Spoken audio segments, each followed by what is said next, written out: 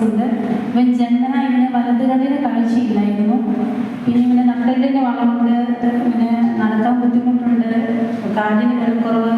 ഇതിനു മുന്നേ ഞങ്ങൾ ധ്യാനത്തിനോട് വന്നിട്ടുണ്ട്. അന്നേരം തൊട്ട് നടക്കത്തില്ല. 2 സ്റ്റെപ്പ് വെക്കുമ്പോഴേക്കും ബൈക്കിലേക്ക് മറിഞ്ഞ് വീഴുമായിരുന്നു. അത് അന്നേരം ബ്രദർ ഞങ്ങൾ പ്രാർത്ഥിച്ചിട്ട് സൗഖ്യം നൽകുന്നുണ്ട്, ഇനി മരണമെന്ന് പറഞ്ഞു വിട്ടു. ഞങ്ങൾ വീട്ടിൽ നിന്ന് കുടുംബസമേതം ഞങ്ങൾ 7 പേര് ഒരുമിച്ചാണ് വന്നിരിക്കുന്നത്. ഞങ്ങളെല്ലാവരും പ്രാർത്ഥിച്ചു. ബ്രദറിൻ്റെ തല കൈതൊട്ട് പ്രാർത്ഥിച്ചു. ഇവന് ദൈവം സൗഖ്യം കൊടുത്തു. ഇപ്പം ഞാൻ ഇടത് കണ്ണ് കാഴ്ചയുള്ള കണ്ണ് അടച്ചിട്ട് ബ്രദറിനെ ചോദിച്ചു എന്താണെന്ന് ചോദിച്ചപ്പോൾ കൊന്തയാണ് കുരിശാണെന്ന് എല്ലാം കണ്ടുവെന്ന് പറഞ്ഞ് ദൈവത്തിന് സൗഖ്യം കൊടുത്തിരിക്കുന്നു.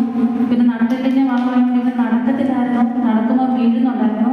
ഇപ്പം വീഴാതെ ഇന്നത്തെ ഇവിടെ അടുത്ത് തൊട്ട് വീഴാതെ നടക്കുന്നുണ്ട്. ഇവന് ദൈവ സൗഖ്യം കൊടുത്തിരിക്കുന്നു. മനസ്സിലായോ? ഇവന്റെ ഒരു കണ്ണ് ജന്മന കാഴ്ചയില്ലാത്തതാണ്. ഇന്നലെ പ്രാർത്ഥിച്ചതിന് ശേഷം കൊന്ത കാണിച്ചു കൊടുത്തപ്പോൾ അവൻ പറഞ്ഞു ഇത് കൊന്തയാന്ന് പറഞ്ഞു. കണ്ണടച്ചിട്ടാണ് ഒരു കണ്ണ്. കുരിശ് കാണിച്ചപ്പം കുരിശാണെന്ന് പറഞ്ഞു. അവന്റെ അപ്പൻ ഞാൻ വിളിച്ച് പിടിക്കുകയായിരുന്നു. അത് ആലോചിച്ചപ്പം അപ്പനെ കാണിച്ചു, അപ്പനാന്ന് പറഞ്ഞു. എല്ലാവരെയും പറഞ്ഞു ഹല്ലേലൂയ. ഈ കുരിശ് കണ്ടായിരുന്നോ? കണ്ടോ? ആ കണ്ണടച്ചെന്ന് പറഞ്ഞേ. ആ ഇതെന്താ? ഇതോ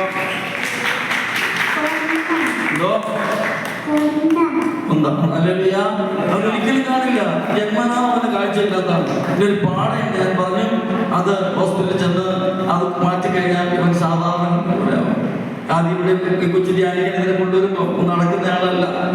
ഇവൻ നട്ടലിന് ബലമില്ലാത്ത വളഞ്ഞിരുന്നതാണ്. ഈശോ അത് നേരെയാക്കി ഒന്ന് ഓടിപ്പോയി പോകോ പിടിച്ചു. ആ വിട്ടോ. Hallelujah hallelujah. ഇവരവസ്ഥയിലേക്ക് പോകുന്നതല്ല, ദൈവം പ്രവർത്തനത്തിലുള്ള അത്ഭുതമാണ്. ഹല്ലേലൂയ.